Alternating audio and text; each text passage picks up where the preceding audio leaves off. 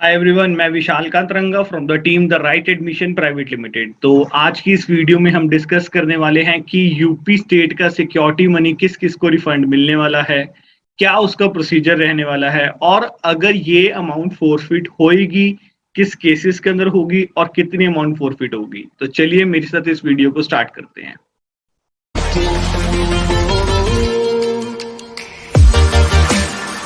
तो चलिए स्टार्ट करते हैं। सबसे पहले एलिजिबिलिटी के साथ कि कौन कौन लोग यहाँ पर सिक्योरिटी अमाउंट को रिफंड लेने के लिए एलिजिबल हैं। तो वो सब बच्चे यहाँ पर सिक्योरिटी अमाउंट को रिफंड लेने के लिए एलिजिबल हैं जिनको राउंड 1 के अंदर या राउंड 2 के अंदर कोई भी सीट अलॉट नहीं हुई है। तो अब हम प्रोसेस के साथ स्टार्ट करते हैं। मैं कोशिश करूंगा कि आपको ये प्रोसेस सबसे इजीएस्ट फॉर्म में समझा सकूं। तो सबसे पहले आपको अपने नोडल सेंटर में जाना है जहां पे आपने अपना सिक्योरिटी डिमांड ड्राफ्ट डिपॉजिट करवाया था। तो जैसे कि मेरे मोस्ट ऑफ द स्टूडेंट्स ने सहारनपुर जाके डिपॉजिट कराया था, तो वो सारे बच्चे या उनके पेरेंट्स सहारनपुर जाएंगे।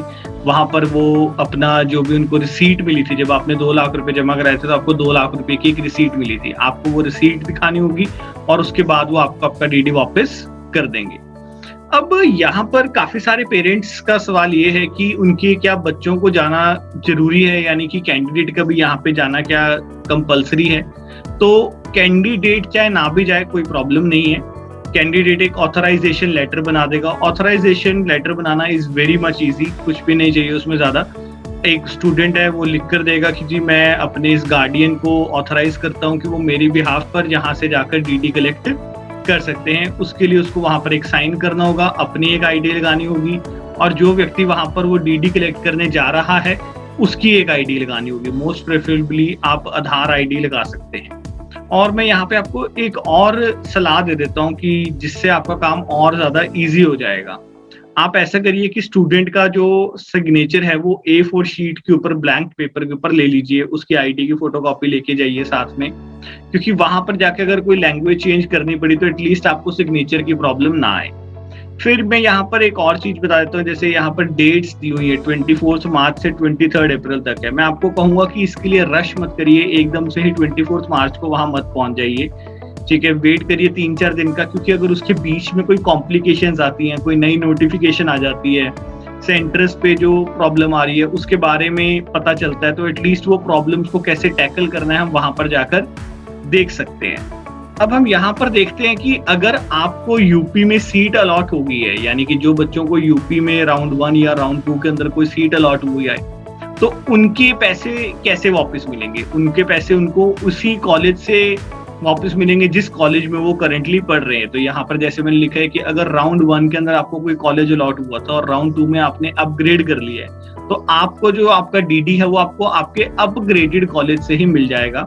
इसका जो प्रोसीजर है वो अप्रैल ऑनवर्ड स्टार्ट होगा। आपको कोई ज्यादा टेंशन लेने की जरूरत नहीं है, आप अपने कॉलेज के साथ टच में रहिए, आपके कॉलेज वाले आपको बता देंगे कि कब आपका डीडी आपको वापस मिले। अब हम यहाँ पर देखेंगे कि किन लोगों को सिक्योरिटी अमाउंट फोरफिट हो जाए।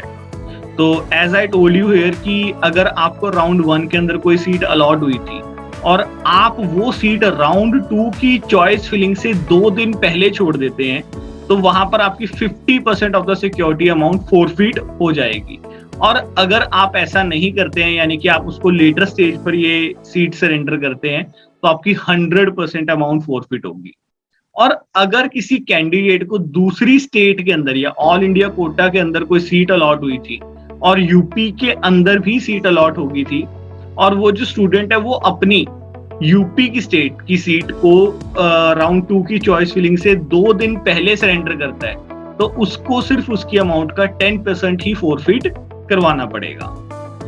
तो आई होप आप सबको इजी हो गया होगा। तो अगेन बेसिक पॉइंट्स रिपीट कर देता हूँ। आपको आपके जो पैसे हैं वो उसी नोडल सेंटर में जाकर वापस मिलेंगे। कैसे वापस मिलेंगे, आपको सिर्फ वहां पर अपनी जो रिसीट है 2 लाख रुपए वाली वो आपको शो करनी है। स्टूडेंट का जाना जरूरी नहीं है, सिर्फ वो एक ऑथराइजेशन लेटर बनाकर दे सकता है गार्डियन को। और पैसे कितने फोरफिट होंगे, 50% फोरफिट होंगे अगर आपको कोई सीट अलॉट नहीं हुई थी किसी और स्टेट के अंदर, सिर्फ आपको यूपी के अंदर ही सीट अलॉट हुई थी और आपने वो सीट छोड़ दी है। और वो सीट छोड़ी कब है, राउंड 2 की चॉइस फिलिंग से 2 दिन पहले, तो उस केस में आपकी 50% अमाउंट फोरफिट होगी।